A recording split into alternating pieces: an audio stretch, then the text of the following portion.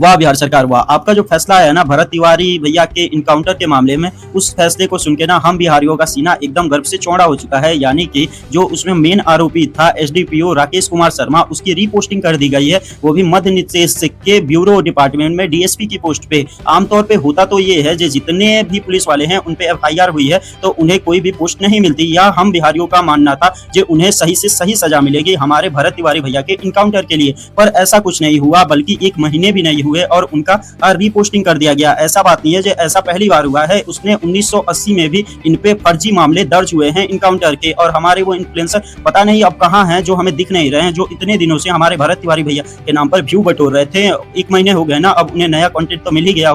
वाह बिहार सरकार वाह! आपका जो फैसला है ना भरत तिवारी भैया के इनकाउंटर के मामले में, उस फैसले को सुन के ना हम बिहारियों का सीना एकदम गर्व से चौड़ा हो चुका है। यानी कि जो उसमें मेन आरोपी था एसडीपीओ राकेश कुमार शर्मा, उसकी रीपोस्टिंग कर दी गई है, वो भी मध्य निदेश के ब्यूरो डिपार्टमेंट में डीएसपी की पोस्ट पे। आमतौर पे होता तो ये है, जितने भी पुलिस वाले हैं उन पे एफआईआर हुई है तो उन्हें कोई भी पोस्ट नहीं मिलती, या हम बिहारियों का मानना था कि उन्हें सही से सही सजा मिलेगी हमारे भरत तिवारी भैया के इनकाउंटर के लिए। पर ऐसा कुछ नहीं हुआ, बल्कि 1 महीने भी नहीं हुए और उनका रीपोस्टिंग कर दिया गया। ऐसा बात नहीं है जो ऐसा पहली बार हुआ है, उसने 1980 में भी इन पे फर्जी मामले दर्ज हुए हैं इनकाउंटर के। और हमारे वो इन्फ्लुएंसर पता नहीं अब कहाँ हैं, जो हमें दिख नहीं रहे हैं, जो इतने दिनों से हमारे भरत तिवारी भैया के नाम पर व्यू बटोर रहे थे।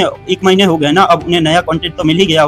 वाह बिहार सरकार वाह! आपका जो फैसला है ना भरत तिवारी भैया के इनकाउंटर के मामले में, उस फैसले को सुन के ना हम बिहारियों का सीना एकदम गर्व से चौड़ा हो चुका है। यानी कि जो उसमें मेन आरोपी था एसडीपीओ राकेश कुमार शर्मा, उसकी रीपोस्टिंग कर दी गई है, वो भी मध्य निदेश के ब्यूरो डिपार्टमेंट में डीएसपी की पोस्ट पे। आमतौर पे होता तो ये है, जितने भी पुलिस वाले हैं उन पे एफआईआर हुई है तो उन्हें कोई भी पोस्ट नहीं मिलती, या हम बिहारियों का मानना था कि उन्हें सही से सही सजा मिलेगी हमारे भरत तिवारी भैया के इनकाउंटर के लिए। पर ऐसा कुछ नहीं हुआ, बल्कि 1 महीने भी नहीं हुए और उनका रीपोस्टिंग कर दिया गया। ऐसा बात नहीं है जो ऐसा पहली बार हुआ है, उसने 1980 में भी इन पे फर्जी मामले दर्ज हुए हैं इनकाउंटर के। और हमारे वो इन्फ्लुएंसर पता नहीं अब कहाँ हैं, जो हमें दिख नहीं रहे हैं, जो इतने दिनों से हमारे भरत तिवारी भैया के नाम पर व्यू बटोर रहे थे। 1 महीने हो गए ना, अब उन्हें नया कंटेंट तो मिल ही गया।